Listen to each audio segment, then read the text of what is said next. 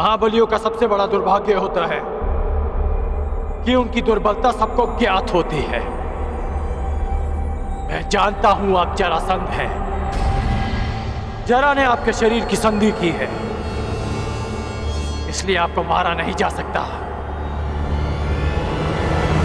बस चीरा जा सकता है।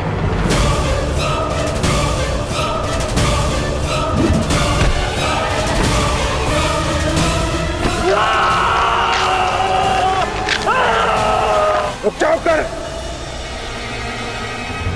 मैं पराजय स्वीकार करता हूं।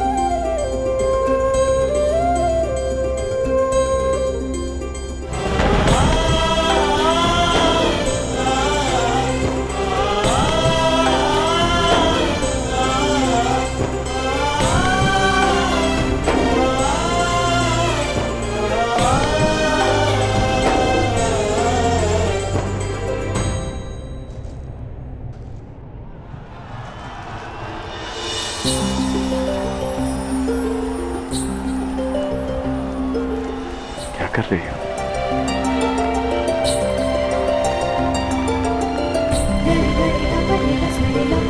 बस जांच रही हूँ कि जिसे अंक का मुकुट पहनाया जाएगा उसका मुख मेरे कर्ण से मिलता है ना, कहीं उसके मुख पर घाव तो नहीं लगे।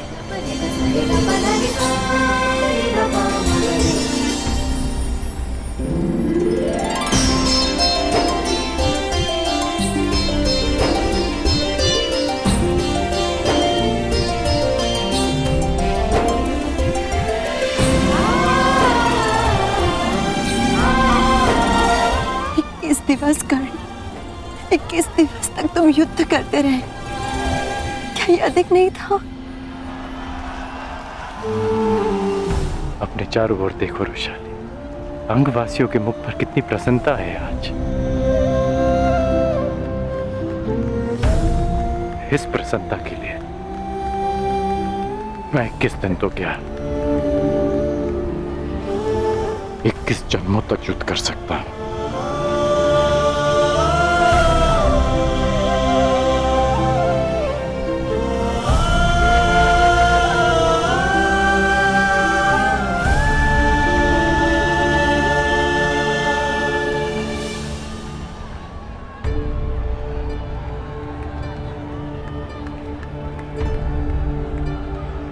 तुमने अच्छा प्रदर्शन किया कर्ण, क्योंकि मुझे अच्छा प्रशिक्षण मिला।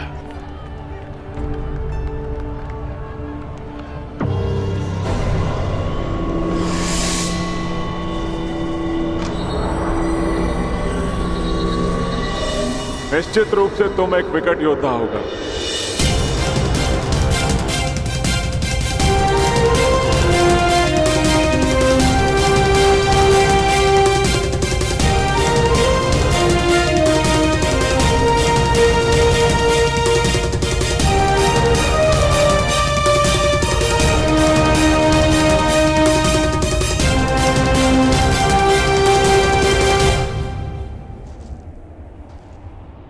अपने जीवन में तुम जैसे शूरवीर और हठी योद्धा से मेरा आज तक सामना नहीं हुआ,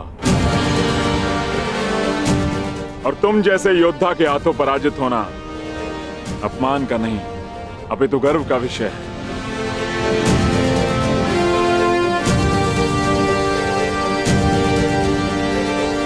संसार जरासंध को बहुत ही कठोर और धुरंधर योद्धा समझता आया है, लेकिन ये बात बहुत कम लोग जानते हैं कि जरासंध शक्ति का पुजारी है।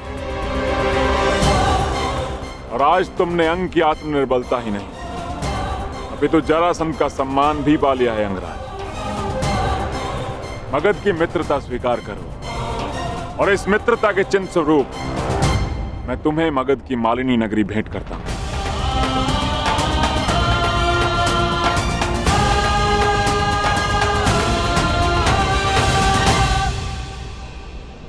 मैं ये स्वीकार नहीं कर सकता मगधराज।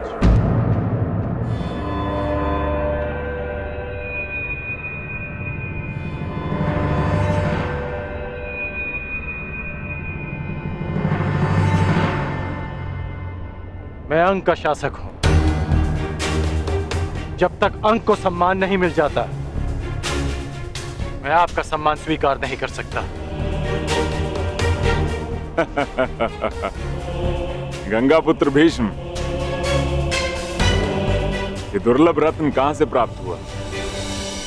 क्या आपके तुनीर में ऐसे और भी अस्त्र हैं?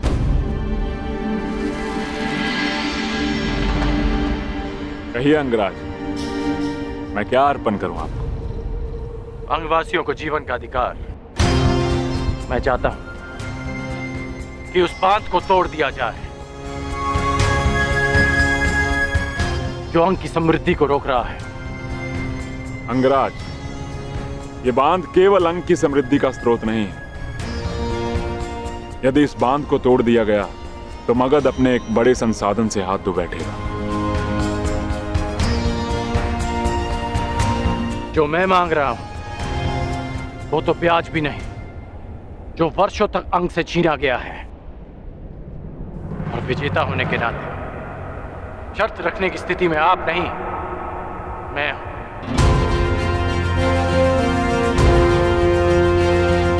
धनुर्विद्या के साथ साथ कूटनीति में भी कुशल हो तुम अंगराज। ठीक है,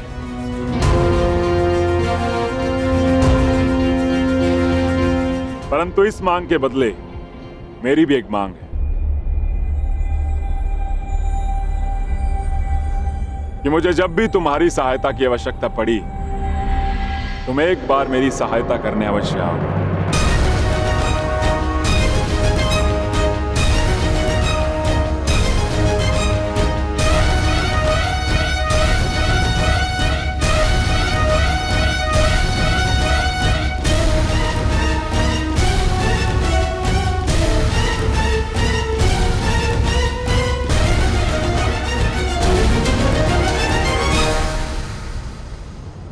मुझे स्वीकार है।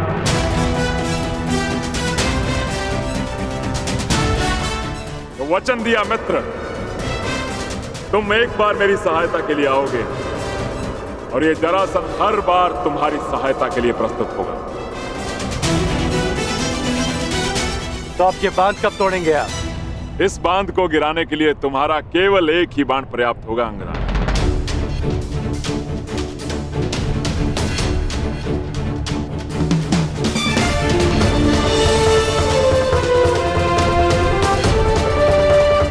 अंगवासियों, मगध नरेश का कहना है कि मेरा एक बांध उस बांध को तोड़ने के लिए पर्याप्त है, परंतु मेरा कुछ और मानना है। वर्षों तक जिस बांध के आगे आप हाथ फैलाए खड़े रहे कि वो आपकी प्यास बुझा सके, वो आज एक बार फिर आपके सामने खड़ा है।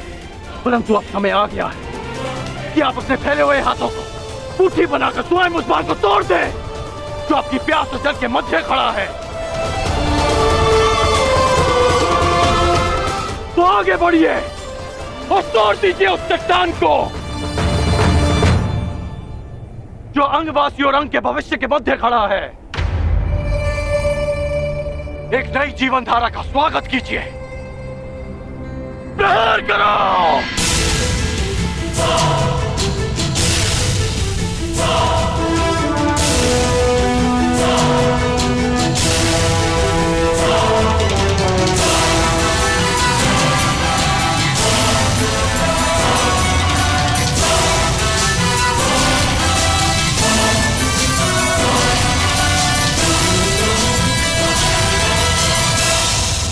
मैंने अपना अनुज और आपने अपना पुत्र खोया, और उस समय हम दोनों असहाय खड़े थे। हम बीते हुए कल को तो नहीं बदल सकते, परंतु जो कल आने वाला है वो हमारे हाथ में है।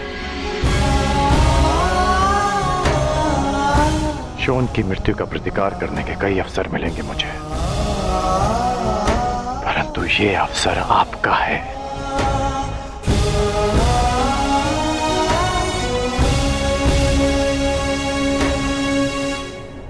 आगे बढ़िए।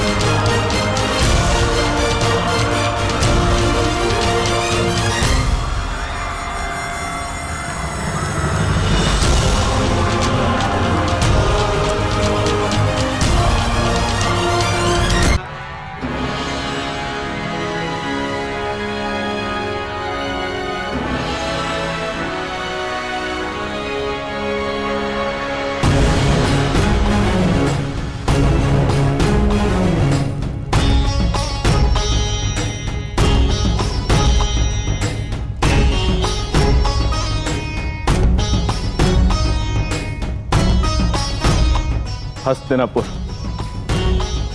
अपने युवराज का स्वागत करता है युधिष्ठिर।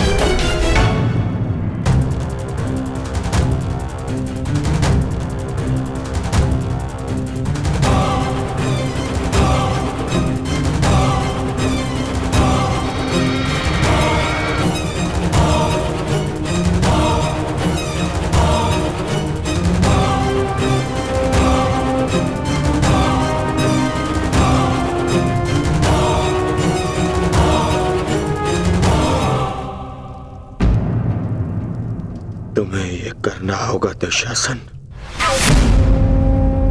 नहीं भ्राताश्री, ये मुझसे नहीं होगा। ये मेरा आदेश है, प्रहार करो मुझ पर।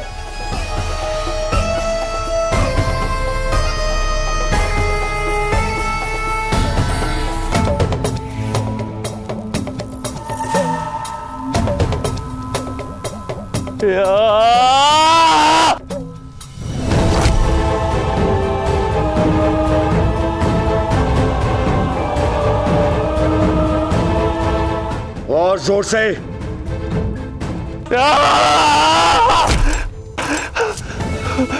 यहां नहीं, यहां मारो मेरे मुख पे।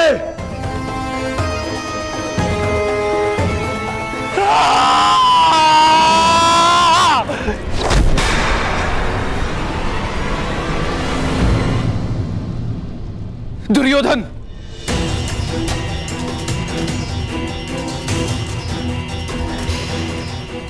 ये क्या कर रहे हो पुत्र?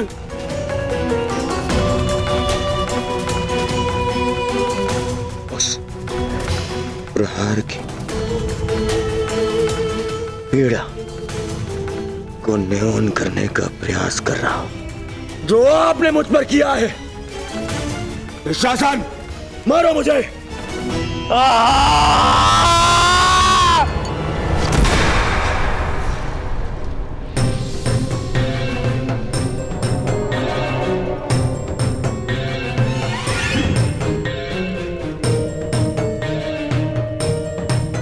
अपने पिता को कष्ट मत दो पुत्र, कष्ट मत दो। मैं तुम्हारी पीड़ा सह नहीं सकता। बोलो पुत्र, क्या चाहिए तुम्हें? क्या चाहिए? क्या चाहिए मुझे? मुझे जो चाहिए था वो तो आपने उस युधिष्ठिर को दे दिया पिताश्री, उस युधिष्ठिर को।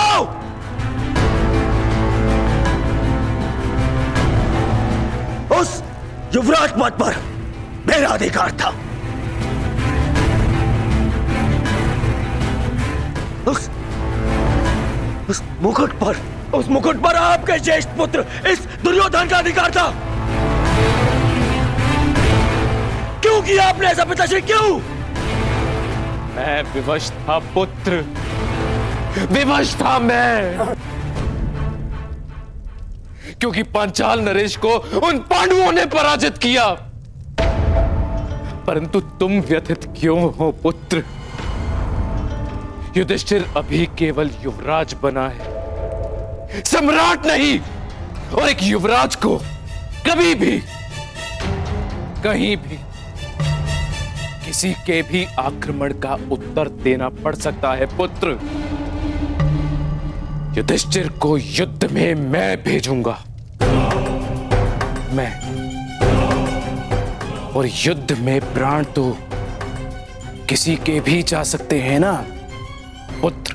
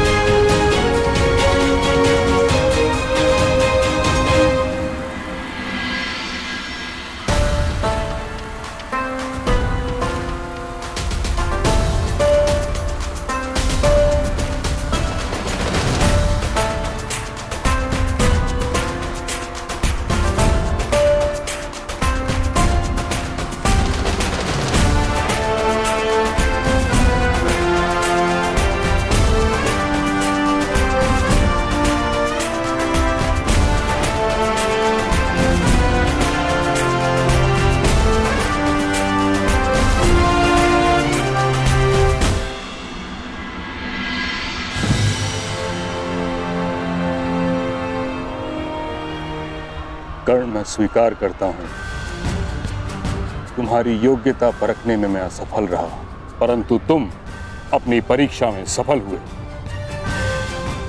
तुमने अंग में परिवर्तन प्रारंभ कर दिया। तुमने सिद्ध कर दिया कि तुम राजा बनने योग्य हो। तुमने अपना वचन पूरा किया। अब मेरी बारी तुम्हारे वास्तविक राज अभिषेक की।